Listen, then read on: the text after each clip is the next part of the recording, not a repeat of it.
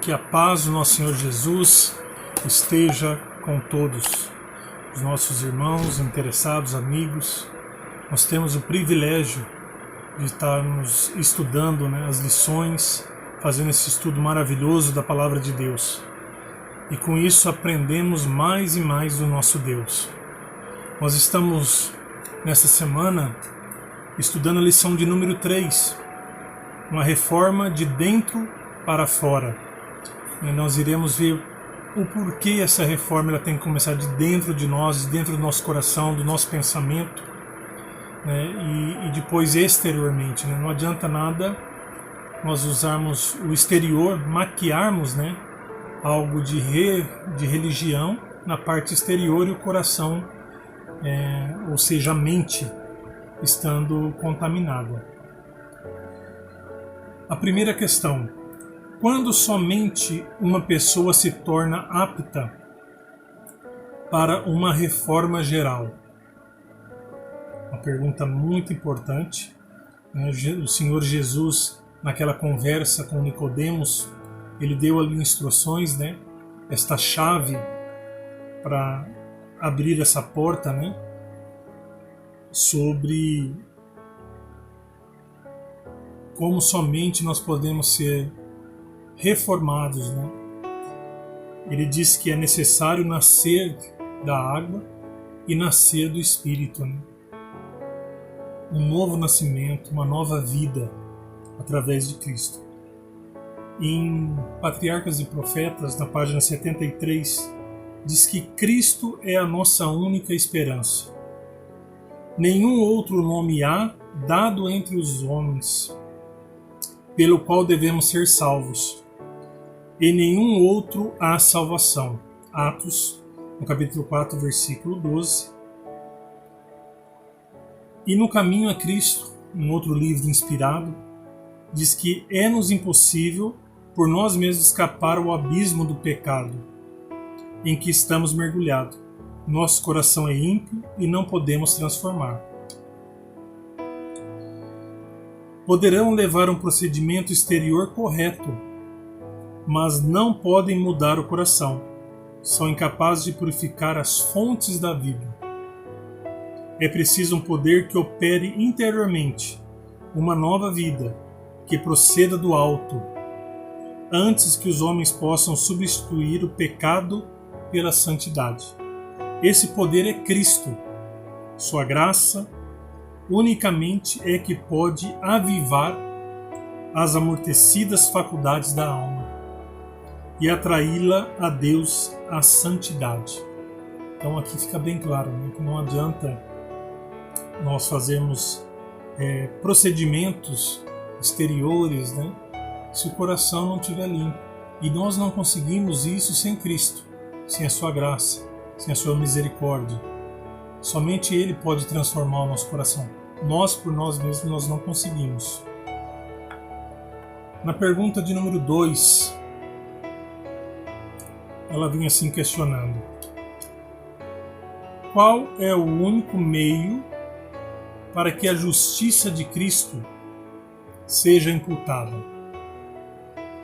Lá em João 3, do versículo 13 ao versículo 15, o 3,15 é o versículo, podemos considerar o versículo áureo da Bíblia. Ali se resume todo o plano da redenção. Aquele que crê que Jesus foi levantado como a serpente no deserto, para que todo aquele que crê não pereça, mas tenha a vida eterna. Jesus morreu por nós. E Romanos 5,1 diz que é pela fé que nós alcançamos a justiça de Cristo. Então não é por nossas obras, mas sim pela fé. Nós podemos alcançar essa misericórdia, a justiça de Cristo, a salvação.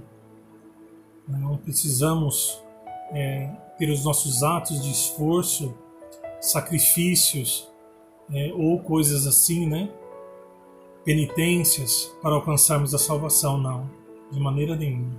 A palavra de Deus é bem clara, é pela fé nas obras do nosso Salvador, Senhor Jesus. Que Deus possa estar nos abençoando, que possamos compreender isso, essas questões que vêm nos ensinar isso, o amor e o poder do nosso Senhor. Agora na questão de número 3, uma pergunta totalmente importante para nós. Como se manifestará a fé genuína? E qual será a nossa disposição a fim de retermos a bênção da justificação? Ou seja, manter, essa bênção da justificação. Em primeira mensagem escolhidas, na página 397, diz que a fé genuína se manifestará em boas obras, pois as boas obras são frutos da fé. Não que as boas obras elas vão conseguir fazer com que os nossos pecados sejam perdoados, não. Nós somos perdoados pela justiça de Cristo. Mas através das boas obras é que nós manifestamos aquele que nós servimos. A fé em Jesus, procurando servir e ter o caráter de Jesus. Porque a vida de Jesus foi uma vida aqui nessa terra de boas obras.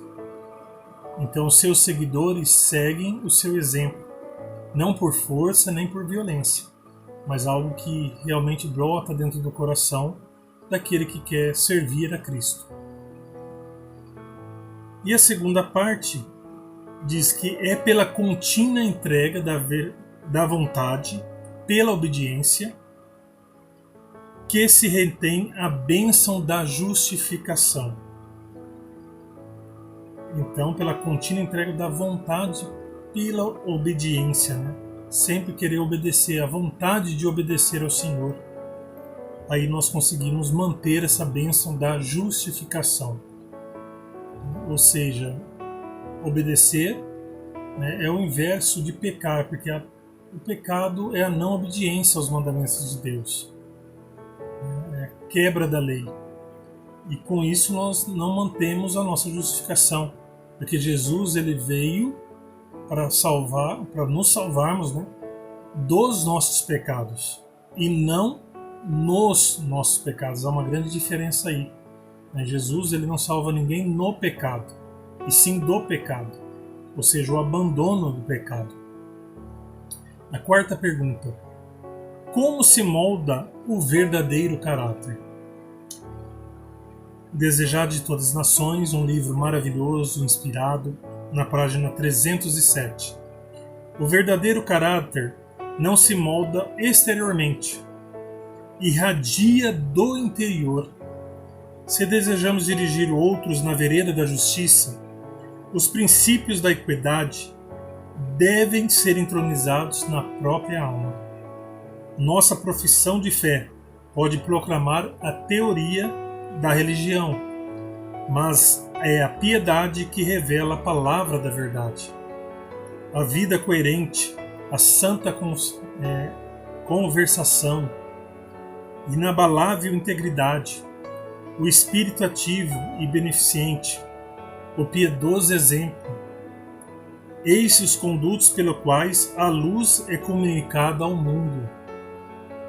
Então é algo maravilhoso brotando lá dentro, do nosso interior. A questão de número 5, que nós iremos agora estar fazendo, ela assim nos questiona. Ao invés de crescerem espiritualmente, como muitos estão? E aqui vem respondendo no Testemunho para a Igreja, no volume 5, na página 536. Diz que milhões podem professar obedecer à lei e ao Evangelho, e todavia estarem vivendo em transgressão. Os homens podem apresentar de modo claro as exigências da verdade aos outros, e todavia manterem o carnal seu próprio coração. O pecado pode ser amado e praticado em secreto. Isso é muito importante, que exteriormente nós podemos estar transmitindo alguma coisa, mas isso pode ser falso. Nós podemos estar transmitindo que obedecemos, né? Mostrando que obedecemos pelas nossas práticas exteriores ao Senhor, os seus mandamentos, mas no coração não. Um exemplo disso é quando nós odiamos alguém. Quando odiamos, temos raiva. Então, dessa forma, nós estamos, pela palavra de Deus, nós somos o quê? Homicidas, né? É um ódio, e o ódio, ele mata. Então, dessa forma, nós estamos, né? É um pecado que pode ser amado e praticado em secreto. Por isso que essas pessoas, elas não crescem. Né? Nós podemos estar nesse perigo de não crescer espiritualmente. E completando, diz que a verdade nunca se lhes exprimiu no coração. Então não houve aquele trabalho, né? A pessoa não deixou ser trabalhada por Cristo. A sexta, de que maneira pode-se operar uma mudança completa em nossa vida? De que maneira isso pode ocorrer? O desejo de bondade e santidade é em si mesmo louvável, de nada, porém, valerão essas virtudes, se ficarem somente no desejo. Muitos se perderão enquanto esperam e desejam ser cristãos. Não chegam ao ponto de render a vontade de Deus. Não escolhem agora ser cristãos. Mediante o conveniente exercício da vontade, pode operar-se em nossa vida uma mudança completa. Então não é só desejar. Não, nós precisamos de ações.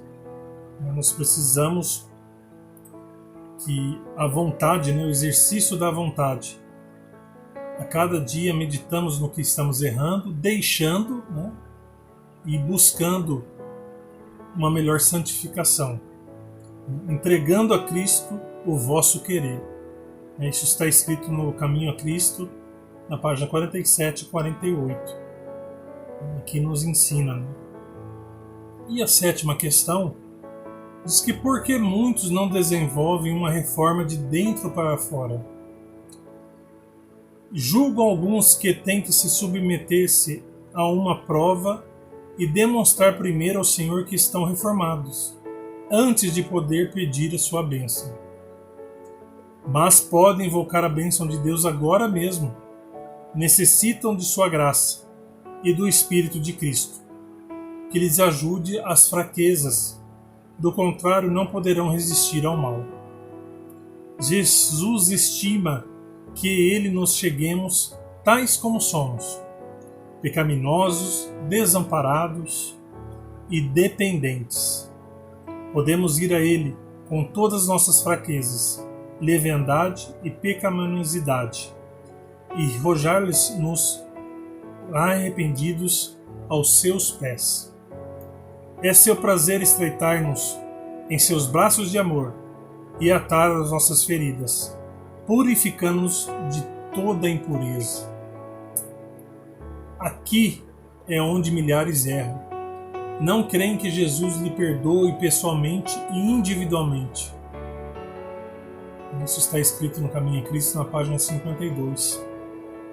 Por isso que muitos não desenvolvem, né, essa reforma. Eles não confiam na graça de Cristo, no seu amor, no seu perdão. Que possamos, irmãos, estar compreendendo isso. Isso é muito importante para a nossa reforma. Porque se nós mantermos somente uma conduta exterior, nós estaremos perdidos. Nós precisamos mudar a nossa maneira de viver, a nossa maneira de agir, os nossos pensamentos, para que eles possam ser puros, como foi o de Jesus. E que Deus abençoe a cada um. Em nosso site vocês encontrarão estudos, notícias, dicas de saúde, além de todas as nossas lições. Participem conosco através da nossa página no Facebook e assistam todas as nossas lições através do YouTube.